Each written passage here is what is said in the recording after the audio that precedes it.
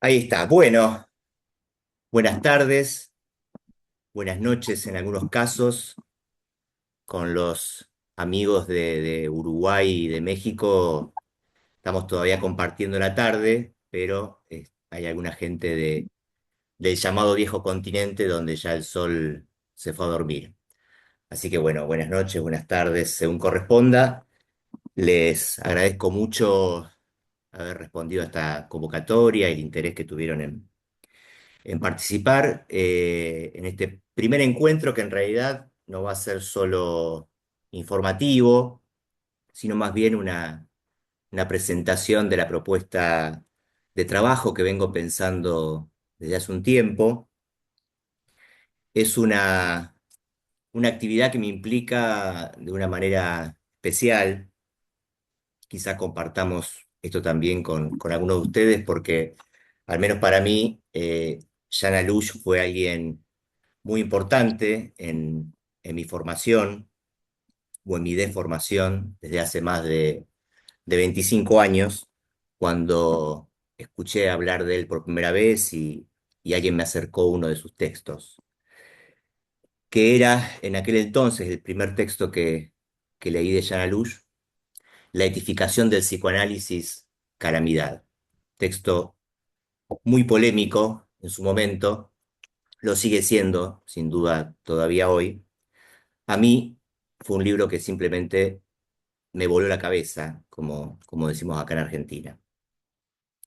Y ese alguien que me hizo conocer a Jana Lush, primero como autor y después en persona, se llamaba Marcos Esnal. Creo que solo de él podría haber recibido un libro semejante. Marcos, que era él mismo bastante polémico y a quien ciertamente la locura no le era ajena. Marcos ya había sido mordido por Alush para usar un esquema de la transmisión que alguna vez propuso Alush, que llamaba la cadena de las mordeduras, ¿no?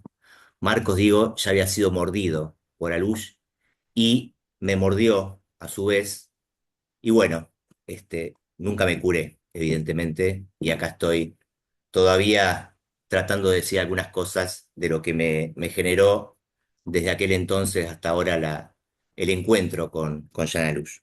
En ese sentido, digo, organizar esta actividad que tiene algo de homenaje a poco más, un año un poquito más de la muerte de Jana Luz, es un acontecimiento que me emociona especialmente. Quisiera comentar un poco acerca de la modalidad de trabajo que vamos a intentar darnos a partir de los próximos encuentros, que por una cuestión de tiempo y de que ya estamos muy sobre fin de año, los vamos a retomar en el 2025, en una fecha que ya iremos anunciando, pero que seguramente sea alrededor de mediados de marzo o por ahí. Se trata de un taller y quisiera aclarar un poco por qué esa modalidad. ¿Por qué en un taller, por ejemplo, y no un curso? Que me parece que es el curso una modalidad donde siempre hay alguien que está impartiendo un saber que ya posee. Conocemos muchos cursos psicoanalíticos de ese estilo, ¿no? Como los llamados cursos psicoanalíticos de Jacques Alain Miller, por ejemplo.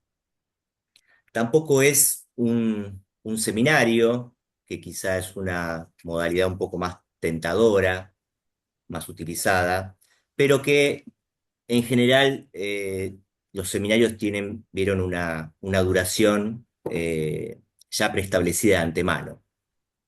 De hecho, varios me preguntaron por mail de cuántos encuentros iba a ser el taller y la verdad es que no lo sé. Nos va a llevar lo que nos lleve a realizar este trabajo que vengo a proponerles, pero es imposible saber de antemano cuánto tiempo nos va a llevar y cuándo vamos a terminar de hacer este recorrido. Seminario, sí vamos a estar dando uno junto a Alberto Esladoña, que también es miembro de la ECOL, en el mes de marzo. en México. Aprovecho de paso para pasarles el chivo, como decimos acá. Eh, Alberto va a estar dando un seminario acerca del seminario de Lacan, el momento de concluir, y yo voy a estar dando uno donde voy a retomar algunas de las cuestiones que espero poder plantearles hoy. Por último, tampoco es una conferencia, es un taller y una conferencia que es todavía algo más acotado en el tiempo y que es un género un poco ajeno al psicoanálisis de la conferencia. Lacan decía, me acuerdo allá por el año 72, que él conferencias no daba, que él se divertía, que se divertía de manera seria, de manera graciosa. Espero que nosotros también nos divertamos un poco. Y lo que vamos a hacer, o lo que espero hacer junto a ustedes, tiene más la marca de un work in progress, de un trabajo que se va a ir haciendo sobre la marcha. O sea, no tengo ningún saber constituido para presentar, sino más bien una propuesta a desarrollar. ¿Y qué consiste esa propuesta? Voy a retomar un poco lo que esbocé en el argumento y de paso se los recuerdo. Decía el argumento de este taller lo siguiente. A diferencia de un amo, o lo que viene a ser lo mismo, un erudito universitario, Jean Alush no aleccionaba, no impartía lecciones, se dejaba aleccionar. ¿Qué resulta de esas lecciones no impartidas, sino recibidas, acogidas como tales? Algo que ubicaremos como una serie de propuestas, nociones revisitadas y algunas invenciones. Por otro lado, lecciones recibidas de quién. Ciertamente no de cualquiera. He aquí algunos nombres, la lista no es exhaustiva, de quienes Jean Alush tomaba lección. Marguerite Ancier, Christine Hiléa Papin, Kensaburo Roé, Luis Althusser, Marguerite Duras, Sidonie Silac, Philippe Solers, Ricciotto Canudo, Antonin Artaud, entre otros. Más allá de la heterogeneidad evidente, se delinea allí una constante. No hay entre esos nombres ningún psicoanalista. No es que Alush los desconociera, mucho menos que negara sus aportes, simplemente no extraía de allí sus lecciones. Solo se dejó enseñar por una cosa, la locura. Su relación con Jacques Lacan merece un párrafo aparte. Lacan no me importa, declaró cierta vez, y agregaría tampoco el psicoanálisis, porque hay algo que sí me importa, eso desde mi más tierna infancia, y es la locura.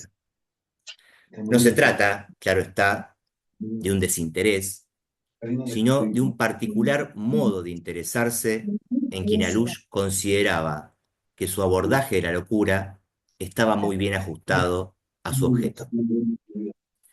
Esperen que creo que tenemos a Susana. Ahí está. Te silencie, Susana, con tu permiso. Sin embargo, nunca lo ubicó a Lacan como alguien de quien extrajera una lección. Antes bien, es con esas lecciones venidas de otro lado, de los confines del psicoanálisis, que Jean Alush realizó una lectura original y renovadora de Lacan. En el presente taller nos proponemos, por tanto, recorrer esas lecciones, texto a texto, letra por letra, a fin de dar forma a un proyecto de publicación que se juzgará ambicioso, a no ser que sus efectos demuestren que la tarea, Nastraglish, arrojó alguna luz para captar mejor lo que fue su contribución al psicoanálisis.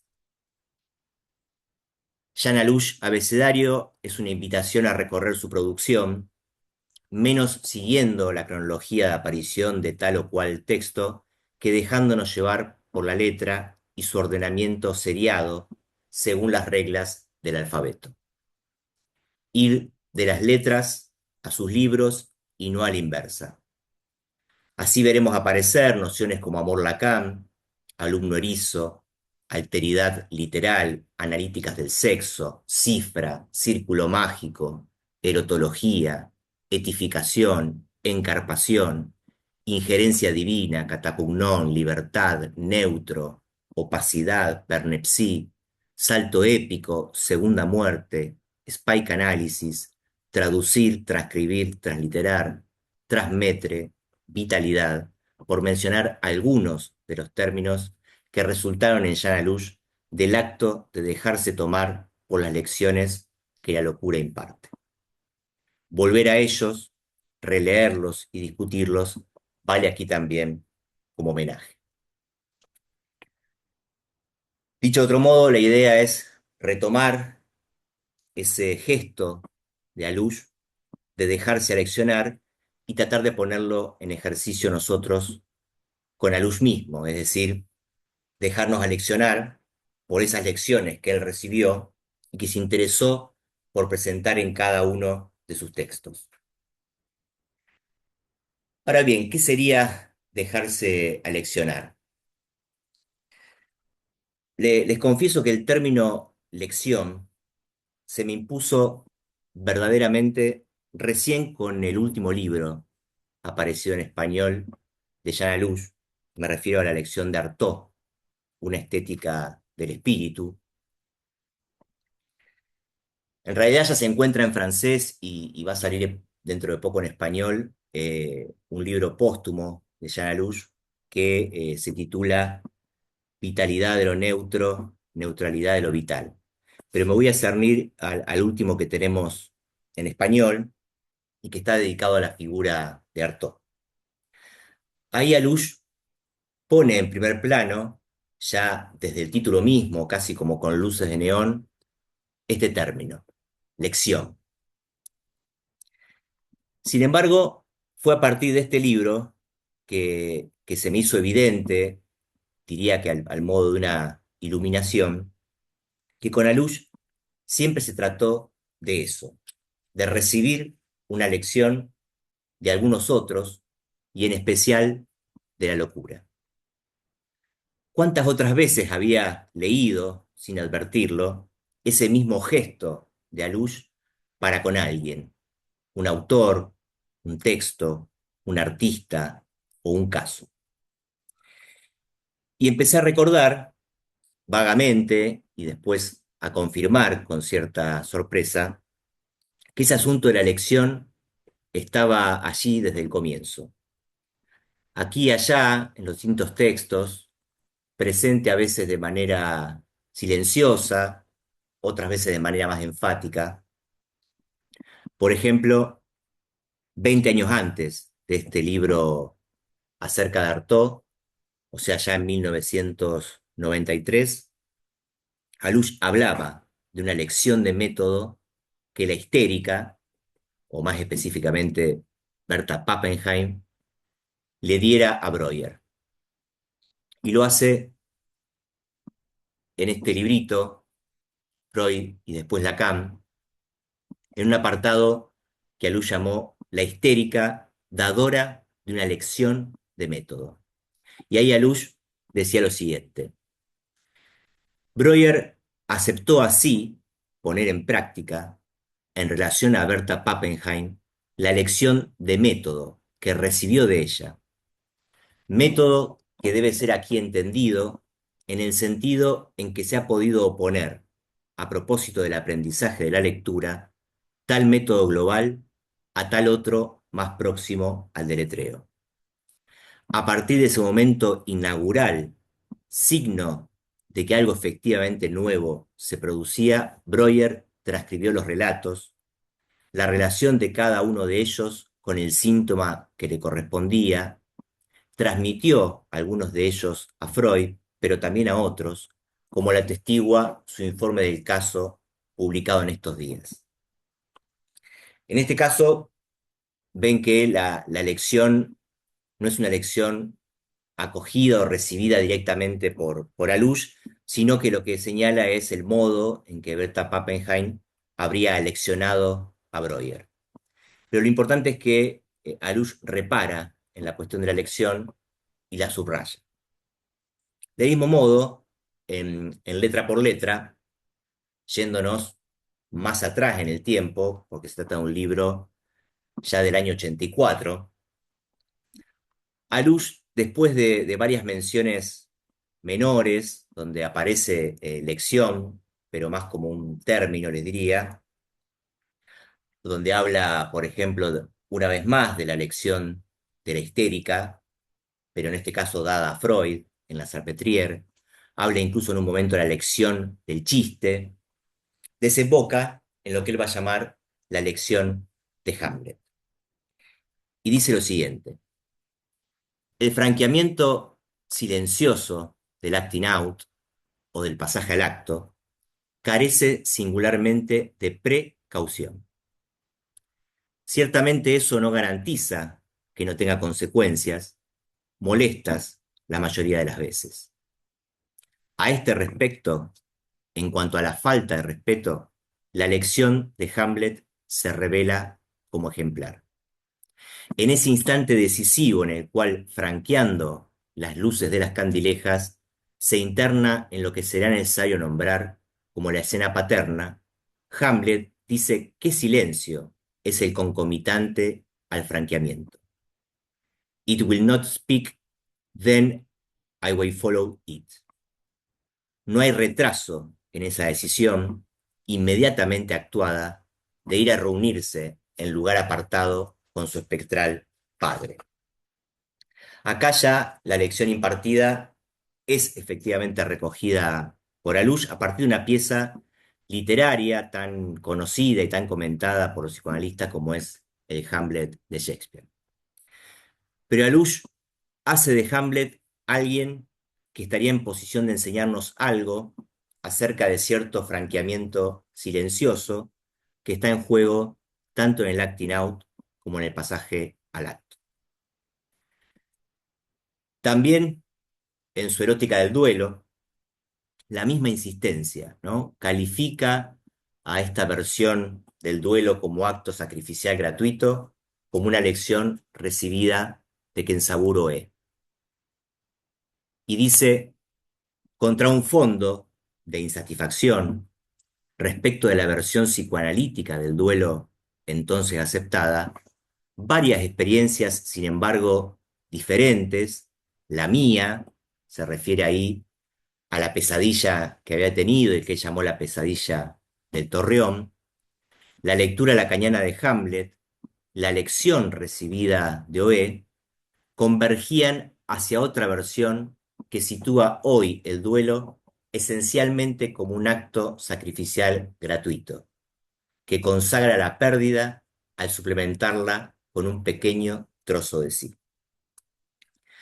Si se fijan solamente a lo que le viene de Oé, o sea, no a su propia experiencia, no a la manera que Lacan leyó a Hamlet, solamente a lo recibido de Oé, Alush califica de lección.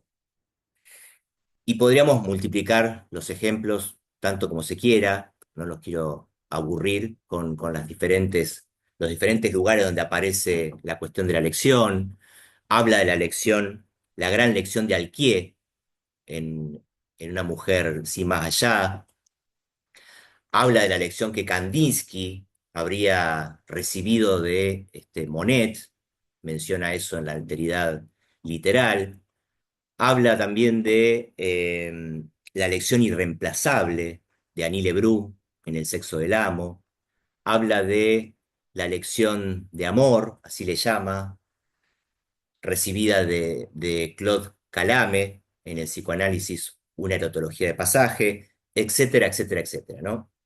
No importa dónde busquemos, eso es lo interesante, no importa en qué texto o en qué época de la producción de Jean Alush busquemos, me parece que tenemos por todos lados esa figura de un Jean Alush aleccionado, un Alush que se dejaba aleccionar. Entonces, insisto, ¿qué sería dejarse aleccionar? Hace unos meses tuve la ocasión de realizar una conferencia, esa sí era una conferencia, acerca de Michel Foucault y la cuestión de la libertad en su obra y me encontré con algo similar a lo que intento comentarles hoy. Es decir, me encontré que la cuestión de la libertad aparece en Foucault desde el principio de su obra y aparece de una manera insistente a lo largo de diferentes textos, aunque a veces lo hace con diferentes nombres, bajo diferentes ropajes, aparece como transgresión, aparece como actitud crítica, a veces se llama sublevación, etc. Y creo que lo mismo ocurre con Alush en lo referido a este dejarse aleccionar, que lo podemos encontrar o nombrar de diferentes modos. Y me gustaría que ensayemos hoy algunos de esos modos. Por ejemplo, dejarse aleccionar me parece que implica estar disponible, en el sentido que le da a este término disponibilidad François Julien en su libro Cinco conceptos propuestos al psicoanálisis. Me parece que este libro de Julien es en sí mismo un gesto de dejarse aleccionar y se ve en el título, ¿no? Porque estos cinco conceptos no son propuestos por Julien, sino que le son propuestos al psicoanálisis desde fuera de Europa, desde Oriente y más específicamente de China. Julien toma nota de eso que le es propuesto al psicoanálisis, lo recibe y lo presenta bajo la forma de estos cinco conceptos o cinco nociones. En lo que se refiere a la disponibilidad, que es el concepto que me interesa, no se trata, dice él, de disponible como solemos pensarlo habitualmente en relación a los bienes o en relación a las posesiones, ¿no? Como si algo está o no está en stock, por ejemplo, sino, dice él, una disponibilidad en el sentido de una cierta disposición, una disposición a lo nuevo, a lo inesperado. Entonces plantea, para el sujeto se trata en efecto nada menos que de renunciar a su iniciativa de sujeto. Un sujeto que de entrada presume y proyecta, elige, decide, se fija fines y se procura los medios. Pero si renuncia momentáneamente a ese poder de dominio al que lo invita la disponibilidad, entonces teme que la iniciativa de la que se vale no tenga límites y se vuelva intempestiva.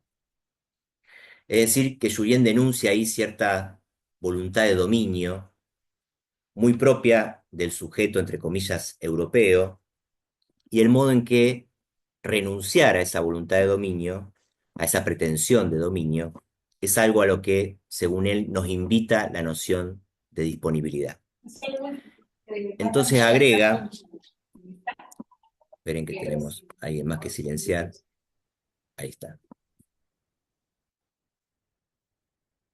Entonces, él agrega, ¿no? Que contrariamente a ese temor occidental, él dice, no, ese desprendimiento de la disponibilidad es una conquista, y aún más sutil en la medida en que es fluida, no apretada, no detenida. La noción, al mismo tiempo que es ética, es estratégica. Su captación, la de la disponibilidad, es completamente abierta, porque no espera nada por captar. Es decir, que en la medida en que la disponibilidad tiene esa apertura, que es abierta porque no espera captar nada, se vincula, se liga con la idea de oportunidad, o si ustedes quieren, más lacanianamente, con cierta tije. El conocer para los chinos, dice Julien, no es tanto hacerse la idea de algo, sino más bien volverse disponible a algo. Y creo que Arush tenía esa disponibilidad. Disponibilidad que además Julien liga en el texto a la atención libremente frotante planteada por Freud, ¿no? Y acá quisiera hacer un paréntesis, porque hace unos meses, cuando estaba dando una charla sobre el libro El amor Lacan, de Alush, Me escuché diciendo, en cierto momento, que muchas veces me ha ocurrido que cuando estoy leyendo algún texto o algún libro de Alush, esos días o esas semanas, mientras estoy afectado por esa lectura, escucho mejor a los analizantes. Evidentemente, una confesión que pudo resultarle un poco fuerte a quien me estaba acompañando en esa actividad, porque no tardó en decirme, bueno, pero eso es algo que te pasa a vos, es una cuestión personal. Y claro, es una cuestión personal. Y ahora que lo digo, me acuerdo de una novela de Kenzaburo E, que se llama así, Una cuestión personal. Pero justamente porque es una cuestión personal, es que me importa. Es algo que me pasa en relación a la lectura de Alush.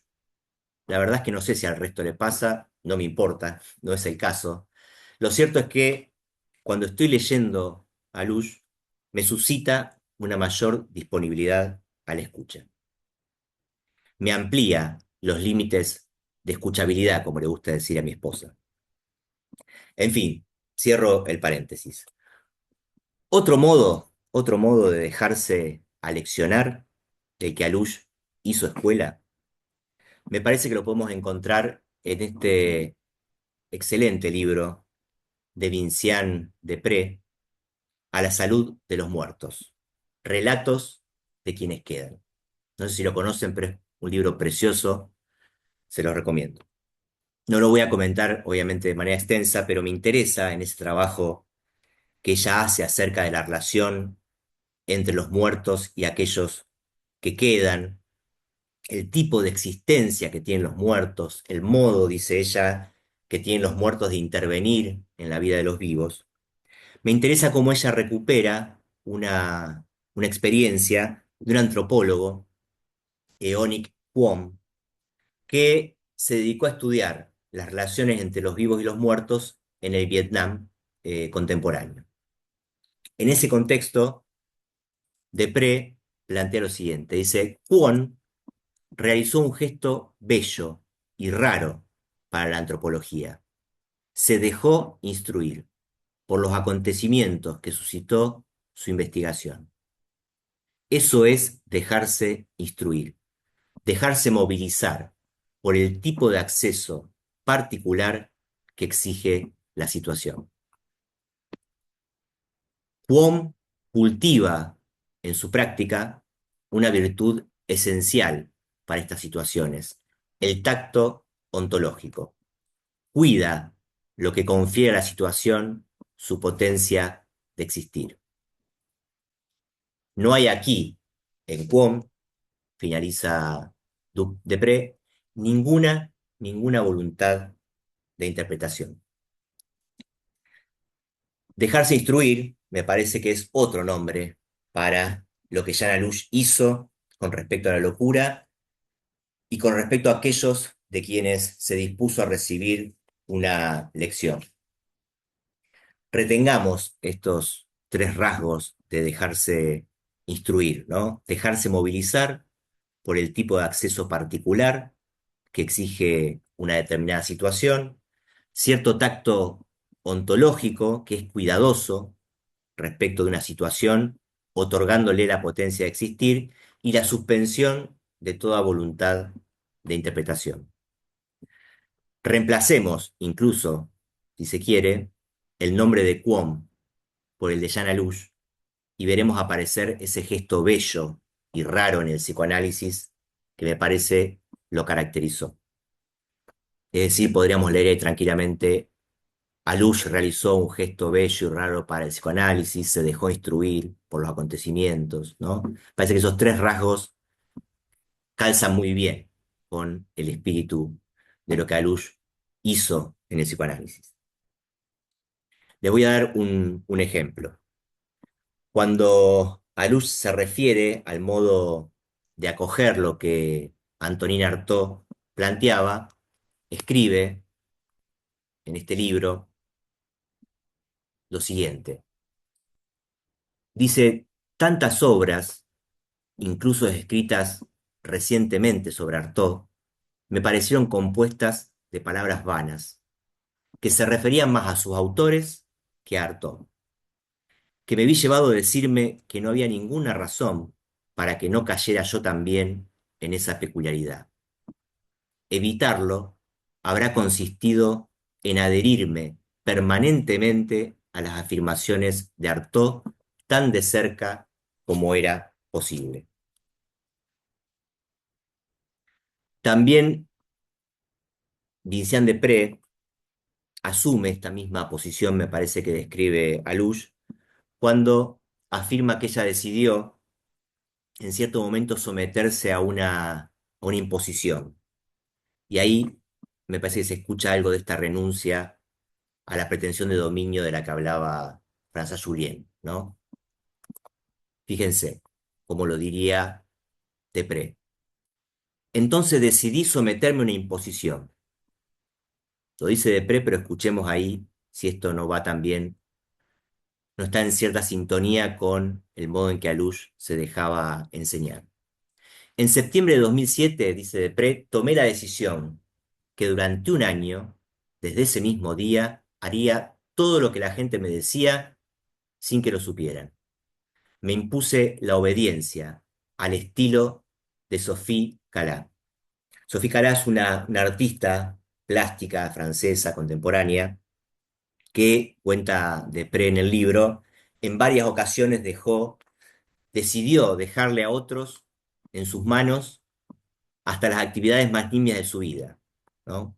Por ejemplo, en cierta ocasión, deja que el escritor Paul Auster le arme una suerte de guión, ¿no? De una serie de imposiciones de lo que ella debía hacer en su visita a Nueva York. Y Sophie la siguió al pie de la letra y se encontró, dice ella, con una Nueva York muy bella, haciéndole caso, recibiendo las indicaciones de Paul Auster. Entonces continúa diciendo Desprez, ¿no? Dejarme instruir, dejarme hacer, aceptar delegar mis actos a otros, aceptar el hecho de no comprender y volverme disponible a ese algo que adviene sin que lo advierta, a que los vínculos se tejan sin que intervenga demasiado activamente. Me parece que se capta, ¿no? Cómo insisten ciertas ideas que son próximas, ¿no? El hecho de no comprender, el hecho de suspender la voluntad interpretativa, no imponer nada al otro, sino más bien dejarse imponer un cierto saber venido del otro, la idea de volverse disponible para que algo advenga, etcétera, ¿no? Desprez se dio cuenta que debía esperar, que debía confiar, que debía dejarse trabajar e instruir, volverse sensible, dice ella, a un eso pienso, eso piensa a través mío. Y todos esos verbos, todas esas actitudes frente a lo inesperado, Jana Lush, a mi juicio, las ejercía muy bien. Sobre todo esto de resistirse a la tentación, al tentador, les diría, poder de la explicación. También esa resistencia, aquello a lo que Alush se abstenía, me parece que vale por la negativa como un modo de captar esta figura de dejarse aleccionar. O sea, también en aquello que Alush se abstenía de hacer, vemos esta imagen o esta figura de un Alush aleccionado. Porque esa resistencia a la explicación, como dice muy bien Susana Berkovich, es siempre una trampa, ¿no? Dice Susana en este libro, como ven, traje algunos libros para recomendarles. Fantástico libro de Susana, si no lo conocen, y van paisaje adentro. Dice ahí Susana, la pregunta ¿por qué? Es una trampa de la razón. No se trata de explicar lo que ocurre, es a la inversa. Lo que ocurre nos explica y nos sitúa. Y un poco más adelante, al igual que en los sueños, al igual que con los sueños, Freud no interpreta las artes, sino al revés. Las artes nos interpretan. Edipo y Hamlet hablan y nos dicen de qué estamos hechos. Creo que Alush supo llevar al extremo esta abstinencia de ejercer sobre alguien el poder que fuera, aunque más no sea el poder determinativo que tiene una descripción, al estilo de tú eres eso, que como sabemos le resultaba a Alush intolerable. Y quizás sea en el texto Despatologizaciones, donde Alush más extremó esta crítica en contra de la descripción y el poder prescriptivo que puede tener a veces una descripción. Es un texto muy corto que está en esta compilación, El cuerpo queer, y donde Alush, fíjense, dice lo siguiente: regulado en lo diverso, el analista estaría invitado, no está obligado a nada, estaría invitado a acoger a alguien absteniéndose de cualquier acción o pensamiento identificatorio. No solamente en la primera entrevista y en las siguientes, sino a todo lo largo del análisis. Se entrevé que es algo no fácil, que es algo tal vez imposible, pues se trata no solamente de excluir una identificación de tipo nosográfico, concerniente a que los analistas aún llaman el paciente, sino a toda identificación, sea la que sea. Pensar, vengo de recibir a una mujer, o a un niño, o a un emigrado, o a un pobre, o a un colega, o a un deportista, etcétera, ya es demasiado. Cuando leí esto hace muchos años, puf, me sigue poniendo la piel de gallina cuando lo leo ahora. Me parece que hay algo absolutamente verdadero ahí para el psicoanálisis. Tan verdadero como difícil es estar a la altura de sostener semejante posición, de renunciar incluso a ese mínimo de descripción que a veces hacemos cuando hablamos de alguien, cuando hablamos de un analizante. Ya es demasiado, dice Alush. Bueno, ustedes van a ver que hay muchos puntos en común, varios entrecruzamientos que podrían hacerse entre el texto de Susana que les traigo y los textos de Alush. En realidad no tiene nada de sorprendente. Susana Berkovich es una gran lectora de Alush, pero más que eso, es alguien, me parece a mí, que pone en acto los planteos de Alush. Algo así vieron como lo que Lacan le decía a François Dolto: lo que yo digo usted lo hace, ¿no? En todo el sentido de ese término, y que ninguno es contrario a dejarse aleccionar. Lo que yo digo, usted lo hace. Susana tiene esa fineza para poner en acto muchas de las proposiciones de Alush. Les doy un ejemplo más de esta crítica a la descripción, que encontramos tanto en el libro de Berkovich como en muchos textos de Alush. Dice Berkovich: cuando se habla se describe, y la descripción comporta la objetivación del otro, ese proceso por el cual uno deviene objeto de saber y uno queda totalmente disminuido para escapar a los efectos de peritaje elaborado independientemente de sí. Es una idea muy similar a la que transmite Alush cuando, a propósito del modo en que Artaud tenía de sustraerse a los intentos de que lo etiquetaran, dice Alush: denominar a alguien implica vestirlo con ropas que él no eligió y que no le quedan bien. La pregunta, en ambos textos, es si no hay algo sádico en esa aprehensión de saber, en el hecho de pretender tener un saber sobre alguien. Y hay una anécdota que cuenta Berkovich en este libro, Diván, Paisaje Adentro, que ilustra un poco este sadismo del saber. Y es una conversación que ella tiene como al pasar con Annie Lebrun, y donde ella le pregunta: ¿Hay un sadismo en la voluntad de saber? Y Annie Lebrum le contesta sin vacilar, sí. Por ejemplo, le dice, hoy, en una rueda de periodistas, me preguntaron qué es el mal. Y yo les contesté, no lo sé. Querían absolutamente una definición del mal. Y mi negativa a responder les molestó, no les gustó. Y entonces se pusieron insistentes, dice Annie Lebrum, casi violentos. Entonces me enojé y terminé por decirles, vean, esto mismo es el mal. Por el contrario, lo que encontramos en Alush, más que una voluntad de saber, es una voluntad de acoger, una voluntad de recibir al otro absteniéndose de cualquier saber sobre ese otro. Y creo que todo el problema está en ese sobre, ¿no?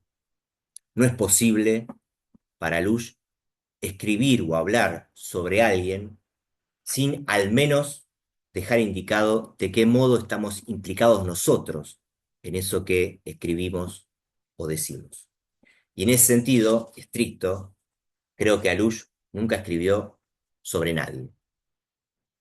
No escribió sobre Marguerite Ancier, no escribió sobre las hermanas Papin, no escribió sobre Sidonie Silac, no escribió sobre Shever, no escribió sobre Antonin Artaud.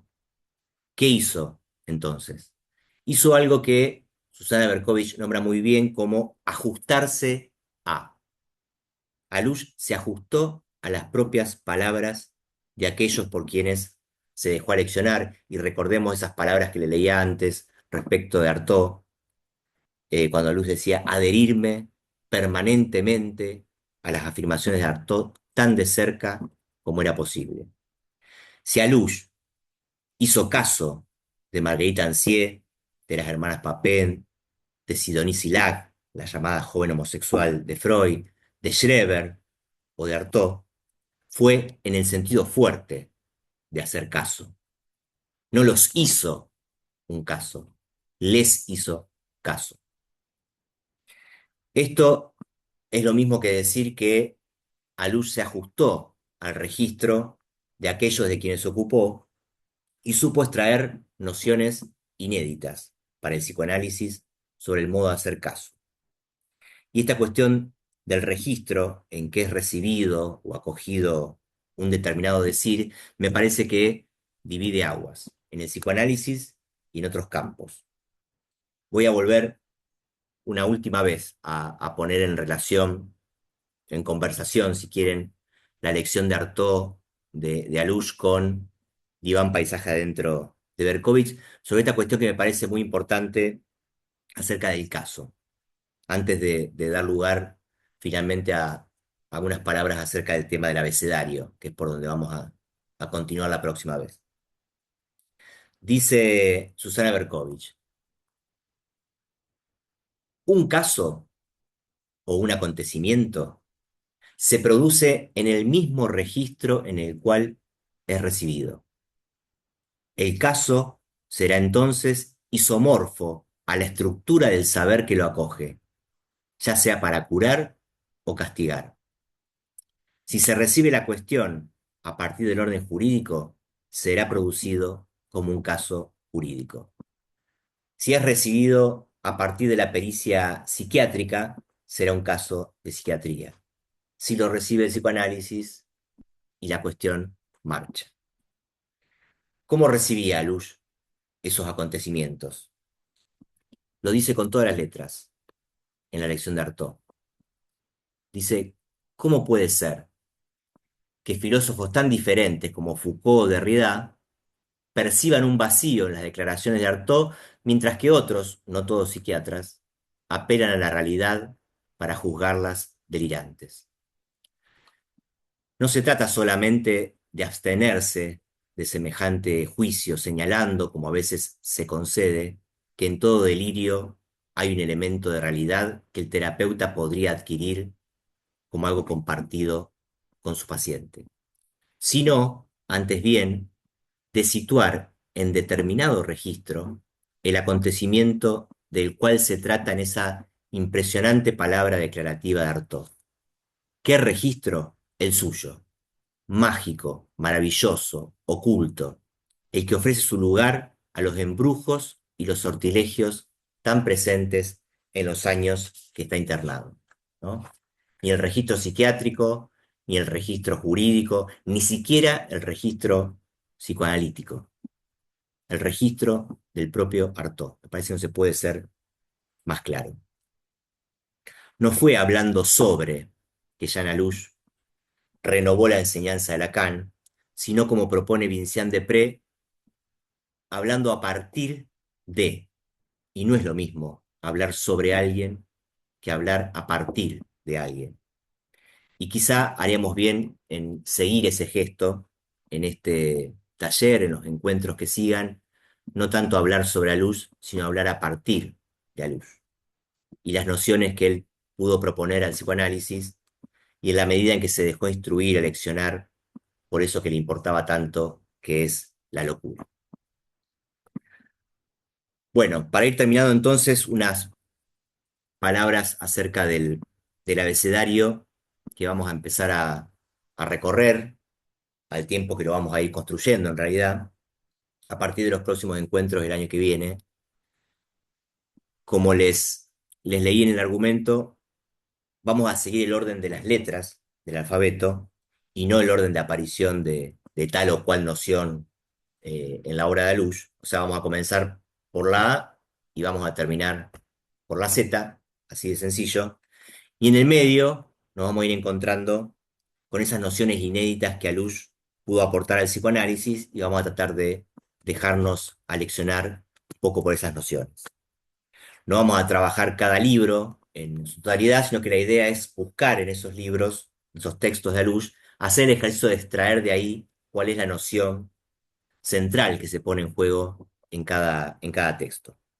Solamente para ilustrar un poco la propuesta, les muestro el caso de algunas letras. En el caso de la A, por ejemplo, alumno erizo, alteridad literal, amor Lacan, amor perro, analíticas del sexo, ¿no? Cada una extraída de alguno, a veces más de un texto de Alouche. En algunos casos, la noción para mí inédita que Alouche propone, cuando yo digo inédita, digo novedosa, o sea, que no estaba en Freud, no estaba en Lacan, sino que Alouche, tomando lección de alguien, va y las extrae, en todo caso, para volver a leer a Freud y volver a leer Lacan.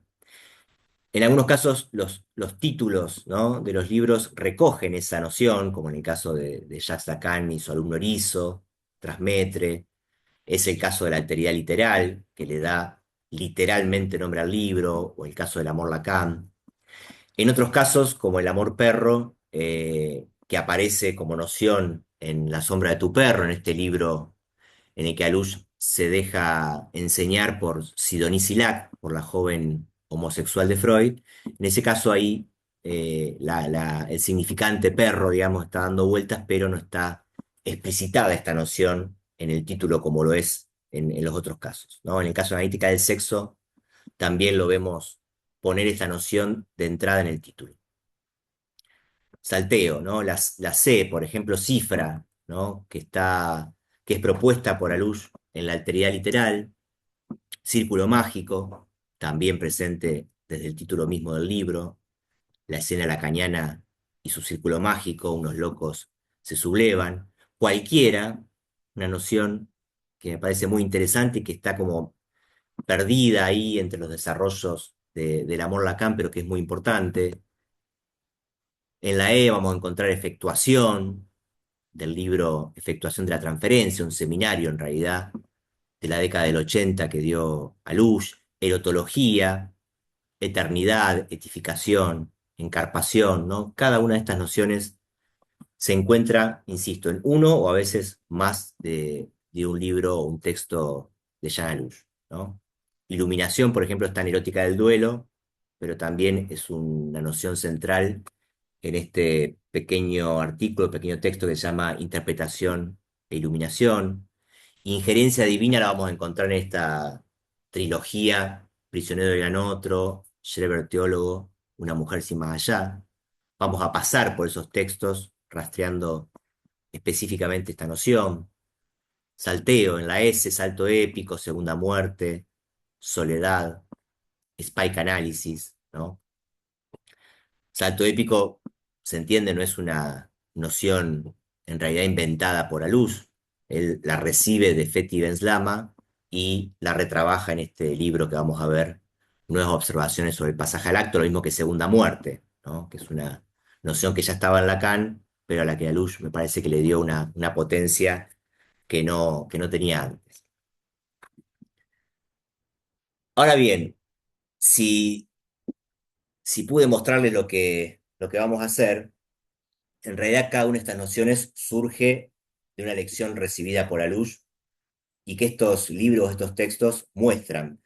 Pero vamos a tener también necesidad de ubicar en cada caso, en cada noción, de quién recibió Alush esa lección que le permitió proponer esta noción, ¿no?